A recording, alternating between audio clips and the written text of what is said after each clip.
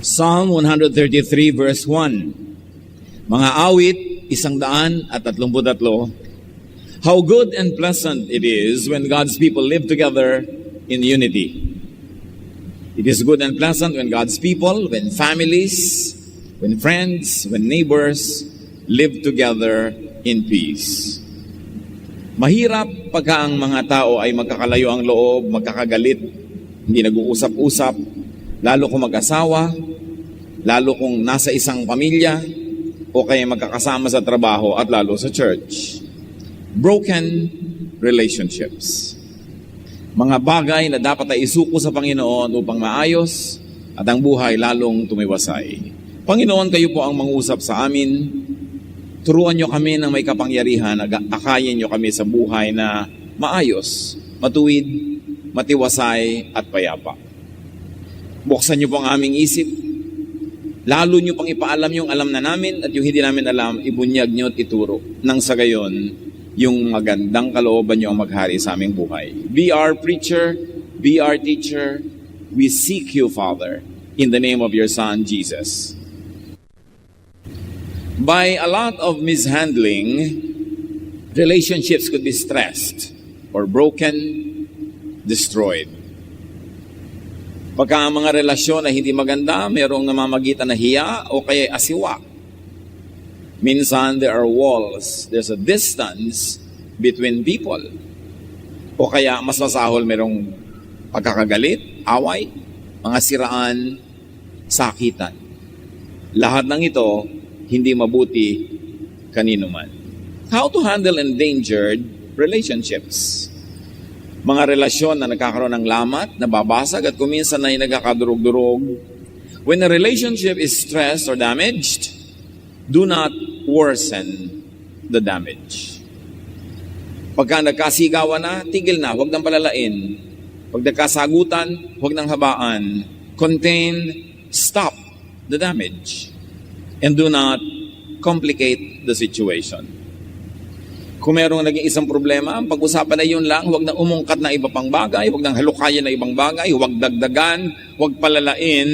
At dapat ang mga tao, pag nagsimulang magsabi ng masakit o nakapanakit ng kalooban, lalo ng katawan ng kapwa, dapat ang isipin agad, ceasefire.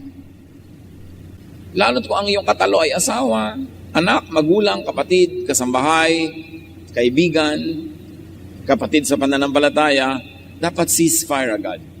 Kung minsan dumudulas ang ating bibig, may nasasabi tayong masakit, meron tayong nagagawang di maganda, pero immediately, the Spirit of the Lord will remind you that it is not good. Right there and then, stop in your tracks and ceasefire. Even in mid-sentence, you can stop speaking if you know that what you're saying is not good, not edifying, not kind, not loving. Un-Jesus, stop. Pag tayo may sinasabi na hindi maganda, lalo't nakakasakit sa kapwa, at bigla tayong tumigil in mid-sentence, ibig sabihin nun, ayaw nating palalain, nabigla tayo, yes, pero ayaw na nating ituloy, at ma-appreciate yun ng ating sino mang katalo. Masasabi niyang tumigil siya sa pagsasalita, ibig sabihin, ayaw na niyang ituloy pa na makapanakit. Ibig sabihin, mahalaga ako sa kanya, mahalaga ang aming relasyon sa kanya, I will appreciate na kahit nasimulan na niya ang isang sentence na hindi maganda, at least hindi na niya tinapos. And that's already a sign that you would like to make peace. Proverbs 17:11, starting a quarrel is like breaching a dam. So drop the matter before a dispute breaks out. Yung dam, alam natin, pag nasimulan yan mag-crack, hindi titigil yan hanggang hindi gumuguho at lahat ng laman na tubig ay tumapo na. Ganon din ang away. Pag nasimulan, mahirap pigilin. Kaya wag na lang simulan. At kung nasimulan na, itigil agad. Pagka ang ating katalo, kasigawan, ay lalo't mahal natin sa buhay o nagmamahal sa atin, ang dapat laging isipin ng mga anak ng Diyos, stop. Tumigil. Stop agad. Pagka meron tayong nasabi, may sasabihin pa tayo, may ibubulalas pa, pero alam mo, hindi ito magdudulot ng mabuti, stop. Lagi niyong sabihin yun, stop. It's a very decent thing, very godly thing to do, to stop. Pero sasabihin na iba, pero marami po talaga akong gustong sabihin. Dapat malaman niya. Pero galit na galit ka ngayon, stop. Magpaluwag ng dibdib, magpalamig ng ulo, pagpareho na kayong payapa, tahimik, tsaka niyo pwede pag-usapan. Sa maayos na paraan, na ang goal ng usapan ay hindi manalo, hindi makasigaw, hindi ma-outdo yung isa sa paggawa ng mali, kundi maayos ang mali. Maitama ang mali, maayos ang magulo. Yun ang goal dapat ng usapan, hindi yung magpaligsahan, mag-contest, at magpalakasan ng boses. Do not spread the infection. Sa sakit man hindi natin dapat ini-spread ang infection. Kino-contain agad para wag nang kumalat. Huwag pakalatin ang lason sa isang relasyon. Do not add needless irritation.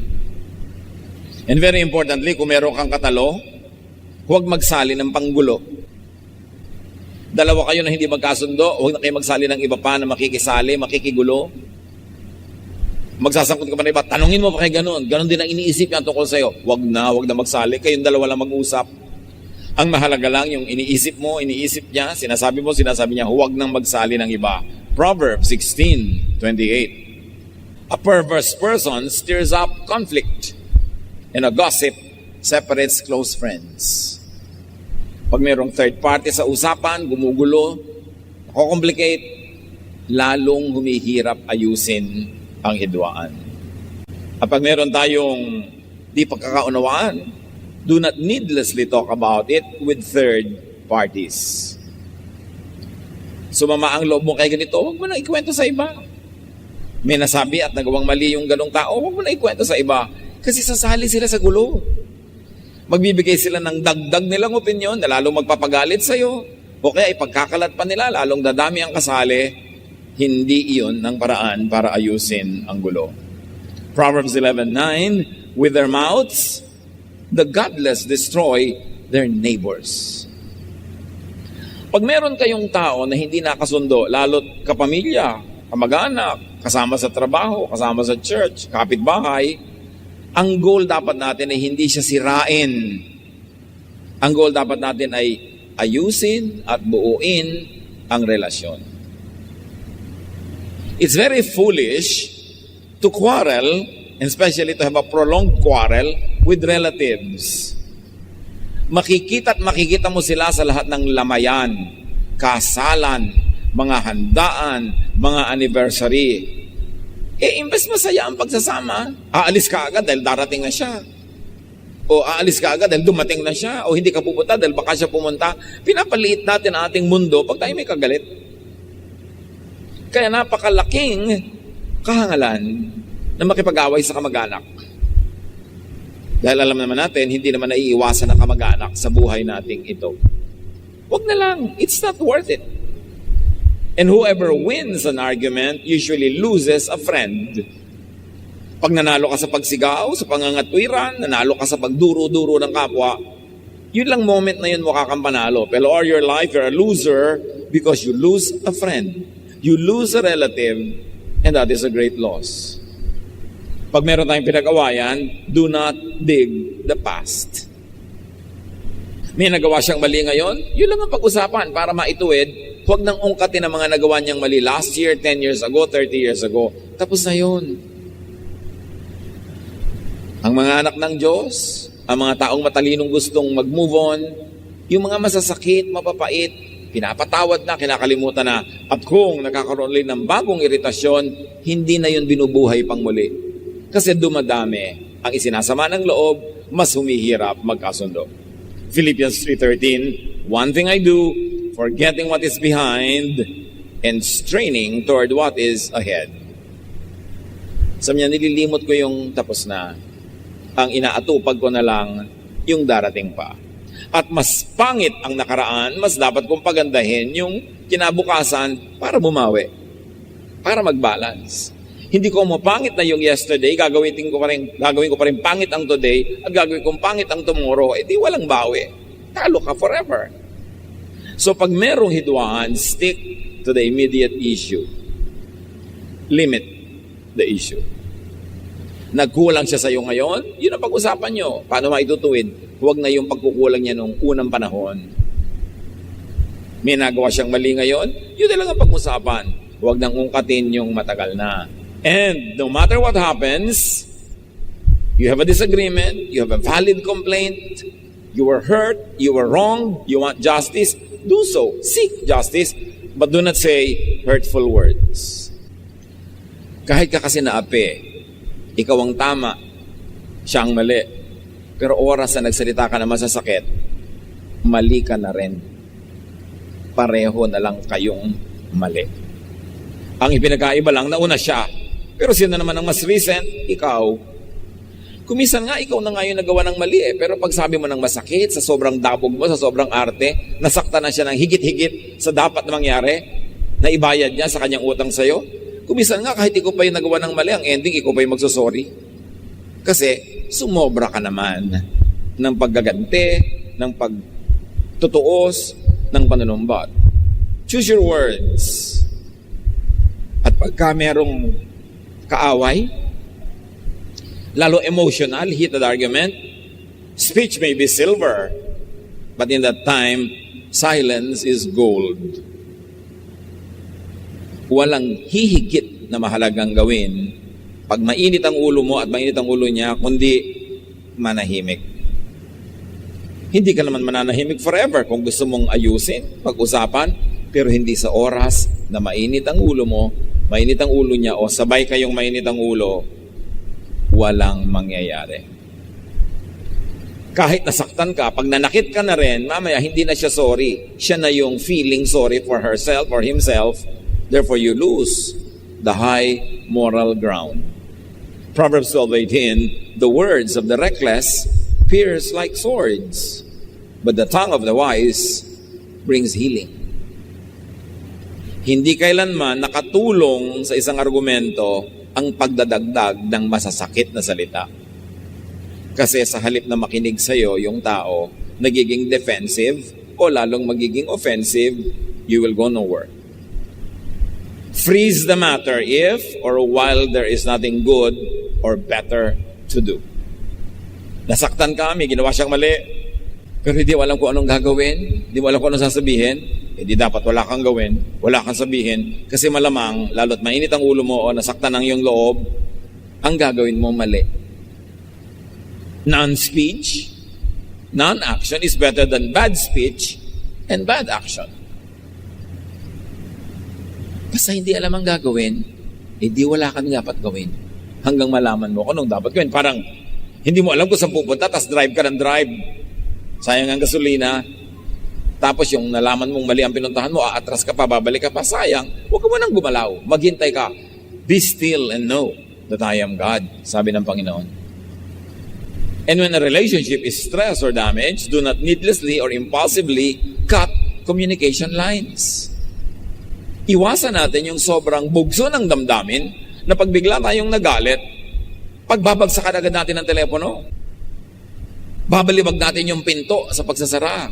O bigla kang unfriend o block. Huwag gawin yan. At lalong-lalo, huwag magpalayas. Lumayas ka. Galit na galit ka kasi, lumayas ka. Lumayas nga. Tapos bukas na may miss mo na, hindi mo nang malaman kung paano pababalikin. Ang mabuti pa kung talagang hindi mo matiis, ikaw ang lumayas, ikaw ang tumalikod, ikaw ang umalis, kasi pag gusto mo bumalik, ikaw ang may pasya, di bumalik ka. Pero yung pinalayas mo, paano yun babalik? Kung hindi siya kusang babalik. Do not weaken yourself by being too emotional at masyadong madrama. Ang nananalo sa ganitong mga bagay yung mapasensya. Yung marunong maghintay at magtiis sa mandali. Proverbs 19:11, a person's wisdom yields patience. It is to one's glory to overlook an offense. Parang normal na magalit kung dapat magalit, pero dapat ka nang nagalit, hindi ka nagalit, that is to your glory, and very especially to God's glory. At kailangan, huwag ka magsasara. Nagalit ka doon sa boyfriend mo, tinapon mo na agad ang engagement ring sa kanal. Tapos bukas, kinakapa-kapa mo yung buong kanal, kahahanap mo ng engagement ring na napunta sa kanal. Kasi bugso lang yan ang damdamin eh. Nagbabago din naman ang isip ng tao pag lumamig. So habang mainit ang ulo, wala kang dapat gawin. Huwag ka muna magpilas-pilas ng litrato. Huwag muna mag-delete-delete ng mga kung ano-ano sa yung photo album dahil baka mamaya hanap ka ng hanap kung paano mo ibabalik. Huwag kang gumawa ng anuman pag galit na galit ka. Do not burn the bridge over which you two must pass. So ang taong maka-Diyos, or at least ang taong matalino, pagka siya'y nagalit at meron siyang gustong sabihin, meron siyang gustong gawin, magdabog, ang dapat niyang laging sasabihin sa sarili, stop. Tigil. Tumigil ka. Sa sarili mo, tumigil ka. Wala kang dapat gawin. Baka magsisi ka. When a situation is very hard, very difficult, you have no clear guidance as to how to proceed, freeze. Parang ulam, hindi mo pa maluto ngayon, hindi mo pa alam ang gagawin, lagay mo sa freezer, saka mo na harapin pag may oras ka na. At pagkating-kati ang iyong dila na magsalita, manglait, mangmaliit, shut up. You will be glad you did. Ang hirap-hirap yata nung may sinabi ka sa mamaya mo, sorry ha. Mahirap yun. Buti pa huwag na lang sabihin. Keep your words nice and sweet. You don't know when you have to eat them. Very bitter, very ugly ang iyong word. Mamaya kakainin mo, mahirap lulunin. Buti pa, manahimik. And when you stop, you freeze, you shut up, you are telling the other person that that person or your relationship with that person is more important to you than your terrible feelings right now. That you're able to shut up, to freeze, and to stop dahil mas mahalaga sa'yo yung tao na kaharap mo o yung relasyon yung dalawa. Magpalamig ng ulo. Ang taong mainit ang ulo ay nababaliw kahit sumandali. Yung tinatawag nilang temporary madness. At sa temporary madness na yan, ang tao ay nakakapatay, nakakasakit ng damdamin, nakakapanira ng relasyon na kumisan buong buhay pinagbabayaran. Huwag magpadala sa silakbo ng damdamin. And when the communication is bad, when the relationship is bad, and this person is important to you, improve the dynamics. Improve the communication, improve the interaction. Pag nag-uusap na kayo tapos hindi na maganda ang takbo, answer and speak gently. Ang tunay na panalo ay yung natatanggal mo ang galit ng iyong kaharap dahil mahinahon ka. Pero kung dahil sa silakbo ng iyong damdamin ay lalo mo siyang nagalit, talo ka. Because when you anger people, you empower them. Ang sino mang galitin mo, ay binibigyan mo ng lakas na gagamitin niya laban sa iyo. So ang tunay na panalo ay yung galit na galit, napahupa mo loob, panalo ka. Pero yung galit, mas nagalit sa iyo, talo ka doon. Because yung galit niya sa iyo, gagamitin niya against you. Proverbs 15:1, a kind answer soothes angry feelings, but harsh words stir them up. Nagsalita siya, may ginawa siyang hindi maganda, ang sagot mo ay pwedeng maging fuel na ibinuhos mo sa kanyang apoy, lalong nagagablab, o ang sagot mo ay pwedeng maging malamig na tubig na ibinuhos mo sa kanyang apoy, na apula ang apoy, na wala. So anong isasagot mo? Paano ka sasagot? Kahit galit na galit ang tao, pag ang sagot mo banayad, bigla mo siyang i-disempower, matatanggal ang galit niya. Kung sincere ka, at hindi ka nagbabait-baitan lang, yung talagang banayad ang sagot mo, mawawalan siya talaga ng lakas. Galit na galit siya, mali ka. Pasensya ka na, talagang medyo mahina kasi ang IQ ko. And especially kung totoo nga, hindi siya magagalit sa'yo. Pero kung, bakit? Ikaw, mali ka rin. magsusundutan na kayo, mag-espadahan na kayo, patayan kayo. Mag-asawa kayo. Magkapatid kayo. Anong panalo nyo nun? Talo kayo pareho. Pag merong kahidwaan, keep your doors open. Hindi mo siya kailangan imbitahin, pero nakabukas ang pinto, alam niya, pag gusto niyang pumasok, pwede.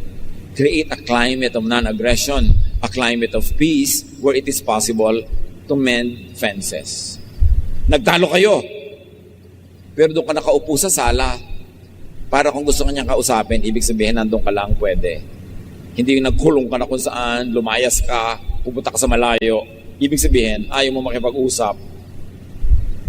Lalo mag-asawa kayo, uuwi ka rin naman after 2 days eh. Ipagpalagay ng naka 2 weeks ka, uuwi ka rin eh.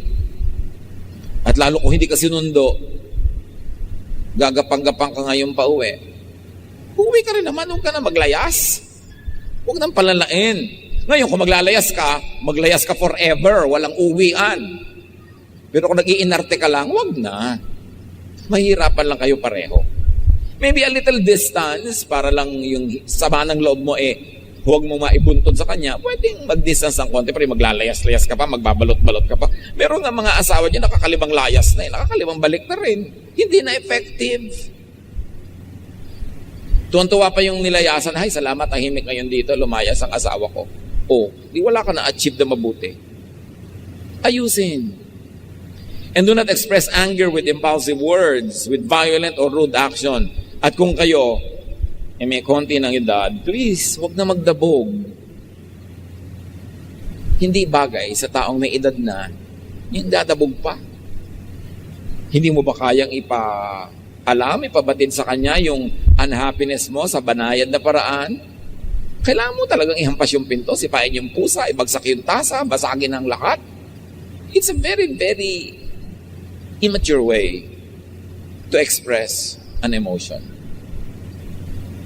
Mas napipigil mo ang silakbo, mas nakokontrol mo ang outcome ng usapan. So express anger in the most dignified way, and that is through silence. Yung paggalit na galit ka na, tatahimik ka lang. Ang class! Diba? Kasi binabalibag mo yung bahay, tinatagal mo yung bubong, sinusunog mo yung bahay ng aso, sinisipa mo lahat ang nakasalubong mo.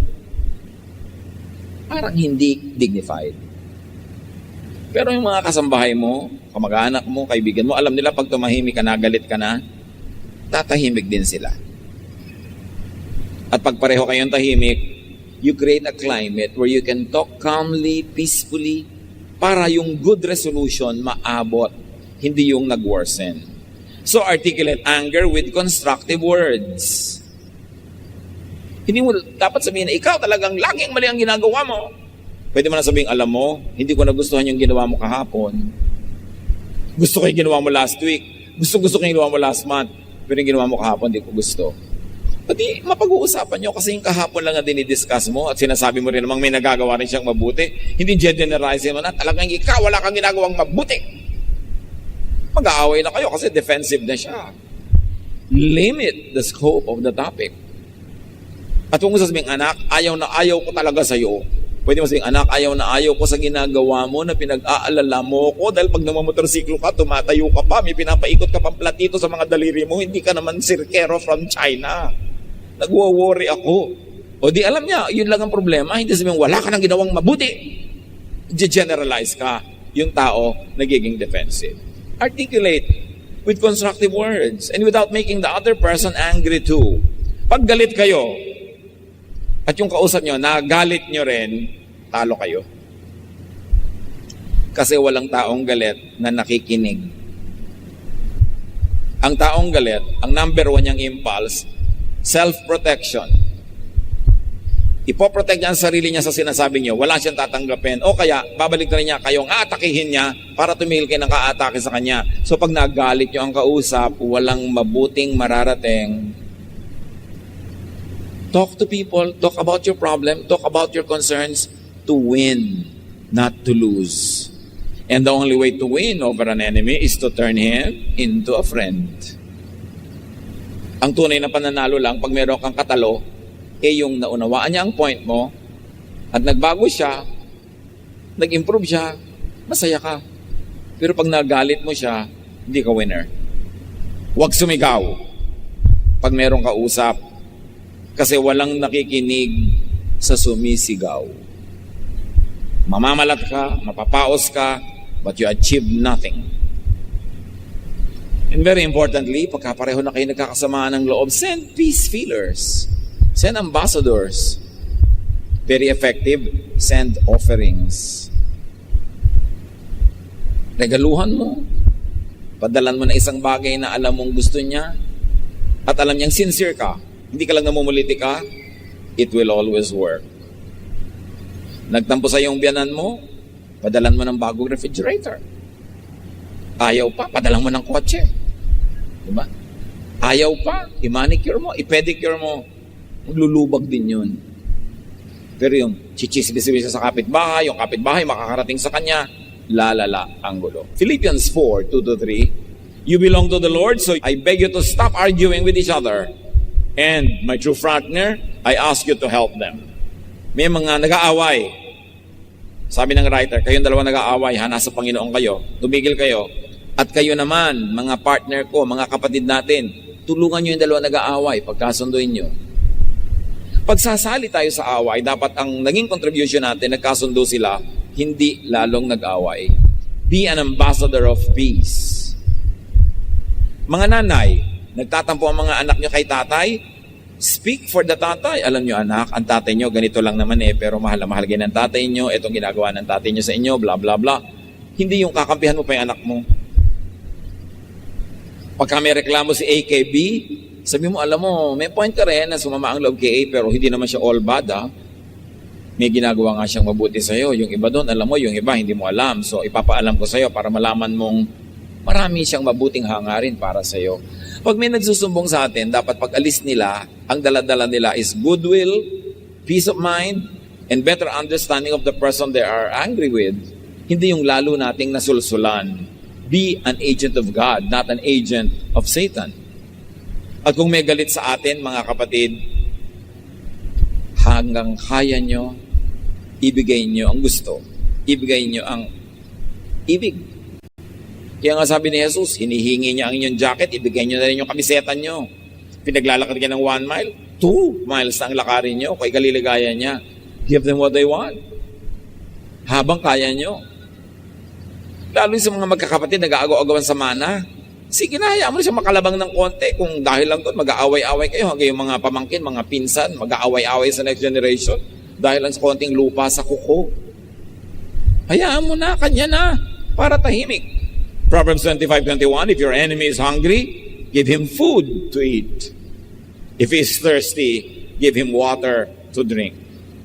Pag may kaaway ka at may sakit, dalawin mo. Sigurado ang pupuntahan ng relasyon nyo, peace. Biglang nasunugan, padalan mo ng mga gamit. Dahil ang paggawa ng mabuti, nagtatagumpayan. Hindi yung kaaway mo, nadapa na, pagtatawanan mo, lalo magagalit. Makaka-recover din naman yun Alam nyo ba, na pagka ang kaaway natin, o yung taong hindi nice sa atin, biglang nagkaroon ng setback, nagkasakit, nawala ng pera, nabigo, napahiya, it is the best time for you to be nice to them. Because that's the time they need kindness, they need goodness. And when you come into their lives in those weak moments, you would have made a bridge towards friendship. Huwag niyong ipagbubunyi ang kabiguan at kasakitan ng iba. Yun ang time to be good. Pagka ang tao, maaliwalas ang buhay, mariwasa, malusog, ginawa niyo ng mabuti, na-appreciate niya yon 10 points. Pero pag down and out siya at gumawa kayo ng mabuti, 1,000 points ang appreciation niya doon. Kaya lumalaki ang value ng ating kabutihan, lalo't ang ginagawa natin hindi deserving at lalo't very needy siya. This is the way of Jesus. Kaya sabi niya, sinampal ka sa kanan, ikakaligaya mo, ibigay mo pa yung kaliwa. Total, sumakit na yung kaliwa mo, isama mo na yung kanan. Kung yun ang ikakasaya ng taong yan, hindi naman talaga literal yan. Hanapan nyo ng meaning yun. Ang ibig sabihin, Kahit medyo umaabu-abuso na, kaya nyo pa naman, sige. Kung ang ending, magkakasundo kayo at mapapahupa ang kanyang galit, ibigay. Give people what they want. Give people what they need, and you will have peace. And very importantly, damaged relations na, restore the relationship. Lalo kaibigan mo, ang tagal-tagal nyo magkaibigan, tapos nung nakaraang eleksyon, magkaiba kayo ng presidente, magkaaway kayo ngayon. Ang cheap nyo naman. Sayang ang pinagsamahan. Pareho naman kayo hindi kilala ng kandidato. Kung ipaglaban ninyo, akala nyo, kaulayaw nyo sa katre. Akala nyo naman kung nag-hospital kayo, dadalawin kayo ni candidate na yon, hindi naman. Bakit nag-aaway-aaway yung magkakaibigan sa political choice? Kaya nga may boto. Iboto mo yung gusto mo, iboto niya yung gusto niya. Ba't kaya kailangan mag-aaway? Sayang ang friendship. At yung mga tao na nagkakaroon ng ibang religious orientation, later in life, nag-aaway pa yung dati magkaibigan. Sayang ang friendship. Ang pinag-aawayan ako, ang lubog ba o wisik ang baptism? Ang tunay na espiritualidad, hindi pinag-aawayan. Dapat ang ending nun, kapayapaan. Sayang ang mga pinag-aawayan ng tao. Walang kakwenta-kwentang pera, walang kakwentang mana, pag-aawayan ng magkapatid forever. It's not worth it. Matthew 5:9, sabi ni Jesus, "Blessed are the peacemakers, for they will be called children of God." At lalong-lalo na, huwag nang dagdagan pa ng pride, yung timpla ng away. Proverbs 16:18, "Pride goes before destruction, a haughty spirit before a fall." So kung may nakakaaway ka, pumapasok pa yung pride. Sabihin mo sa pride mo, baba. Huwag kang tumaas ng tumaas. Mapapagulo buhay ko. Bumaba ka, pride. Hindi makakabuti sa akin na pataasin ka ng pataasin. At lagi, ang ating goal is to improve the relationship. It can happen only when you forgive and when you give. Philippians 2:3-4, "Do nothing out of selfish ambition or vain conceit. Rather, in humility, value others above yourselves. Not looking to your own interests, but each of you to the interest of the others." Pag ang patakaran mo unahin siya, pagbigyan siya, pahalagahan siya, hindi kayo mag-aaway.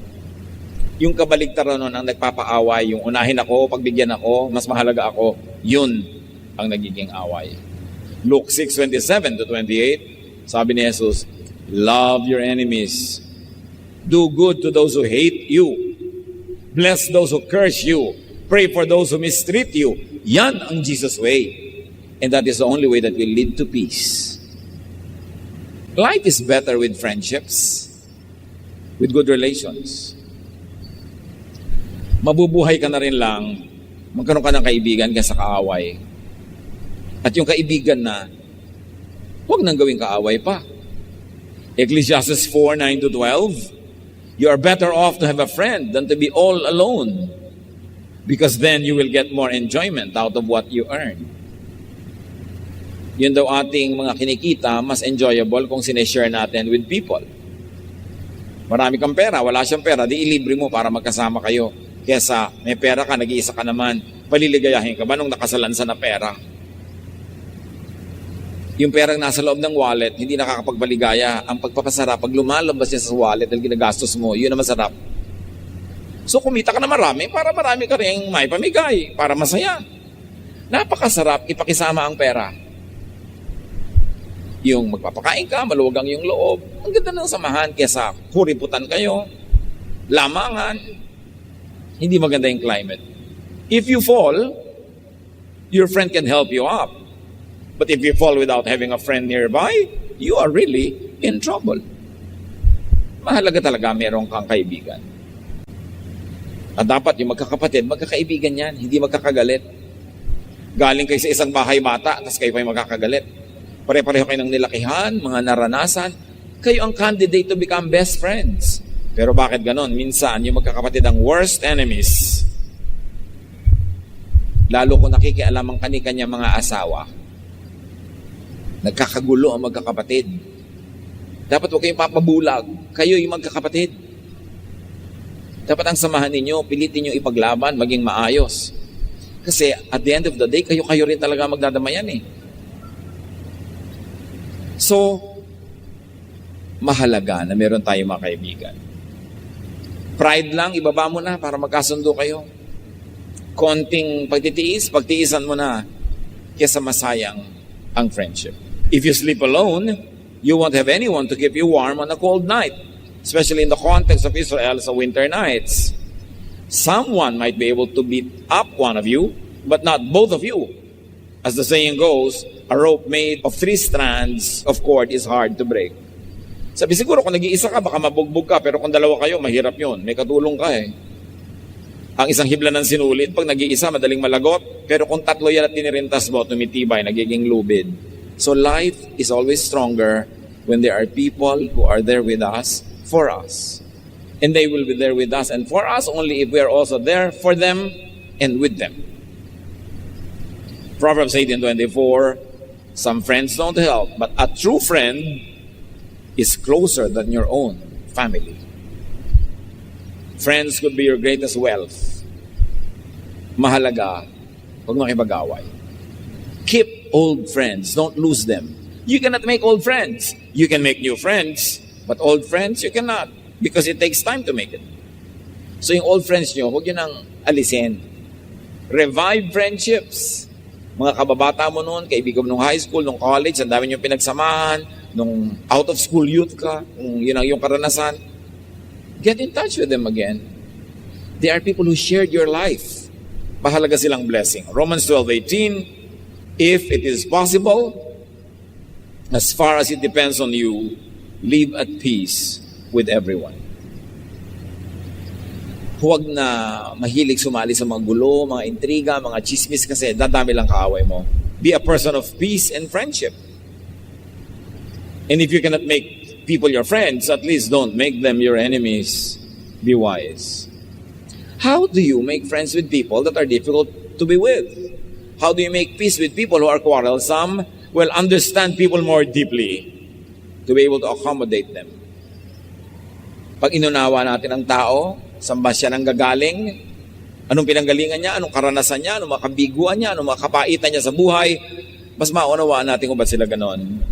At ang pag-unawa sa kapwa ang simula ng pagtanggap sa kanila.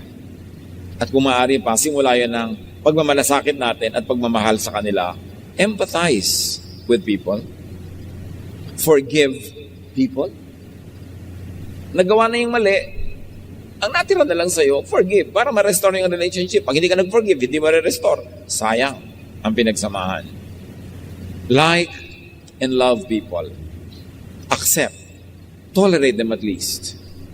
It is important. Magkakaiba tayo ng opinion, magkakaiba tayo ng political opinions, kuminsan magkakaiba ng religious doctrine, magkakaiba ng style na magsaing, magkakaiba ng style na mag-ayos ng bahay, but it doesn't mean that we should be enemies. Agree to disagree with one another. Ang nagtatagal na magkasama ay only those who agree to disagree. Yes, I disagree with you, but I agree that you disagree with me, and that's it. Hindi kita kailangan laging i-convert. At hindi mo kailangan laging i-convert. We can live with each other na magkaibang pananaw sa iba-ibang bahagi ng buhay. Ganun talaga. 1 Peter 4:8, above all, love each other deeply, because love covers over a multitude of sins. Pagmahal, nabibigyan ng excuse. Kaya mahalaga yung namamahal natin ang isang tao. Romans 13:10, love does no harm to a neighbor. Therefore, love is the fulfillment of the law. Ang taong maibigin, daig ang taong sinunod ang lahat ng religious regulations. Because the true essence of the law is nothing but love. Pag may gumagawa ng mali, magtatagumpay ka lang pag ang ginawa mo sa kanya, tama, sa kabila ng kanyang pagiging mali. Ang tunay na tagumpay sa taong masama, yung gawan mo siya ng mabuti, dahil ang reaction lang niya ay, number 1, gumawa pa rin ng masama, pero nanalo ka pa rin kasi ginawa mo mabuti eh. Hindi ka nadamay, hindi ka naging tulad niya. Or, tumigil siya ng paggawa ng masama dahil mabuti ang ginawa mo, di panalo ka nun. Or, sinuklian ka pa niya ng mabuti dahil mabuti ka, panalo ka. Ano man ang mangyari, basta mabuti ang ginawa mo, panalo ka. Romans 12:21, do not be overcome by evil, but overcome evil with good. Ang tunay na wagi, yung ang pagbabalik niya sa masamang ginawa, mabuti. Ginawan mo ako ng masama, gagawa kita ng mabuti. Kasi yun ang panalo kay Jesus. Ang sama-sama mo, lalo kung gagawing mabuti ang pakikitungo ko sa iyo. Kasi kahit hindi ka maging mabuti sa akin, yun ang tamang gawin. At least hindi ko ginawa ang mali, panalo ako.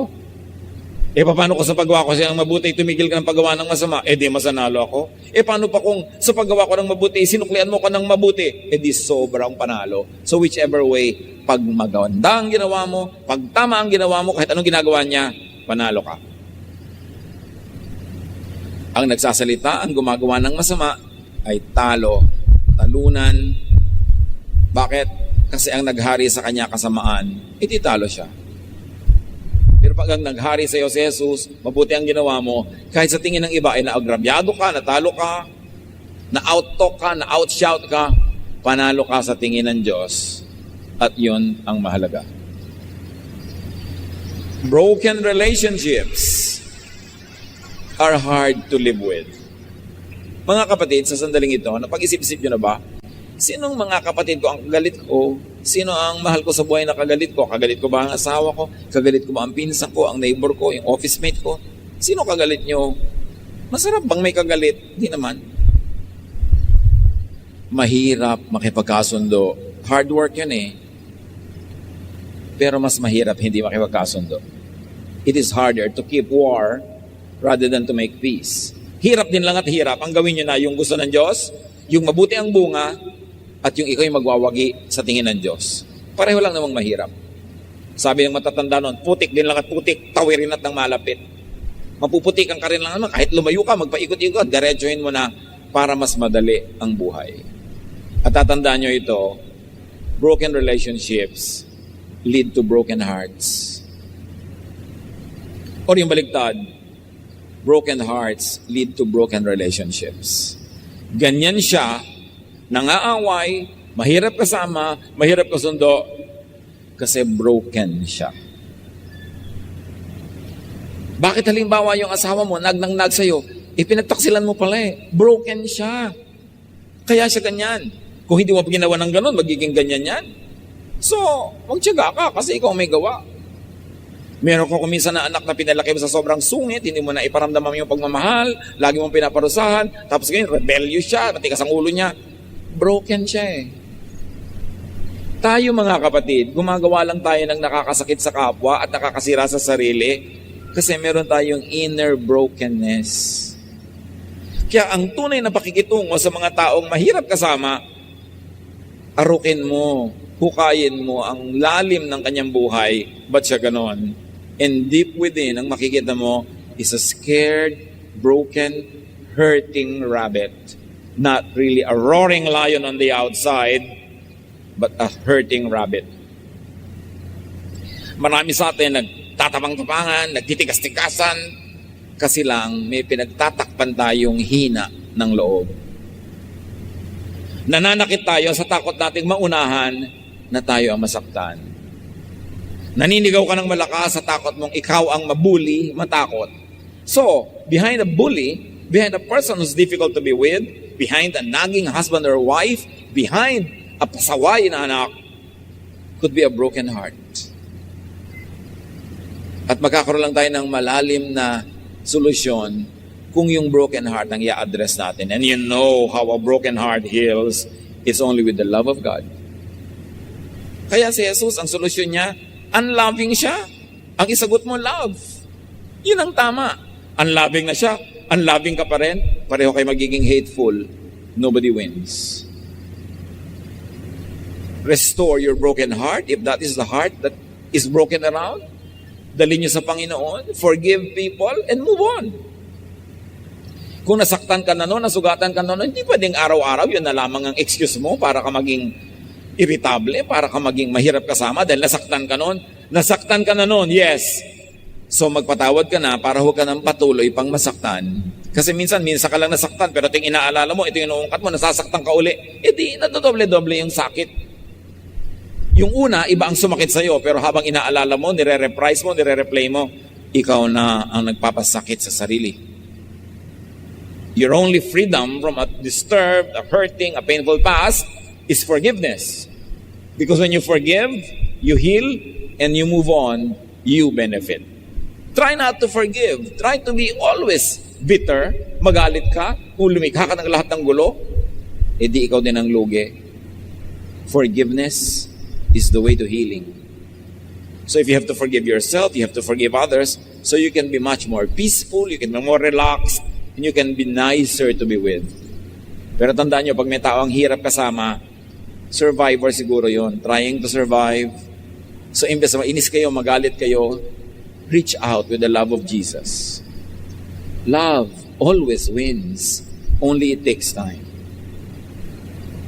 Bad words, bad actions of people, most of the time are cries for help. Masama ang korte ng bunganga niya kasi masama ang korte ng puso niya ngayon dahil siguro siya ay sugatan. Pag ang tao ay laging galit, laging nangaaway, it's a cry for help. It means they need help. There is something they want or need that is not in their lives. And if you could be an instrument of God to bring it to their lives, acceptance, peace, love, understanding, then you become an agent of healing. You become a peacemaker. You become a soldier of the Lord. Help others. And if it's you who need it, get help. Fighting and quarreling people are just trying to cope. Probably they are just trying to survive. Kaya sila ganon. Understand. Umunawa. At kung ikaw yung hindi nauunawaan, ipaliwanag mo sa maganda at malinaw na paraan kung ba't ka nagkakaganyan. Huwag mong daanin sa pagiging pasaway. Huwag mong daanin sa pagiging rebellious. Huwag mong daanin sa pagiging mahirap kasama. Kasi hindi ka maintindihan. Ipaunawa mo kung anong nararamdaman mo para matulungan ka talaga at nang sa gayon, magkaroon ng mas payapang buhay. Yes, there is eternity, but on this earth you live only once. Life is short. And it becomes even much worse kung may mga kaaway tayo. Kung mahal natin sa buhay at mahal tayo, be at peace with people around you. Dear Lord, teach us, Lord. Kung kami palaaway, ituro mo sa amin yung ways of peace. Kung kami yung laging inaaway, ginugulo, turuan mo kami to be loving and understanding. At nang sa ganon, ang magwagi kayo, hindi si Satan. Ang manalo is the way of God, not the way of the devil. Make us agents and instruments of peace. Pagbulay-bulayan natin ang kahulugan ng mga ito sa ating mga personal na buhay, manatili sa presensya ng Panginoon, manahimik sumandali, and hear the voice of God as the Spirit helps us to apply this in our personal lives.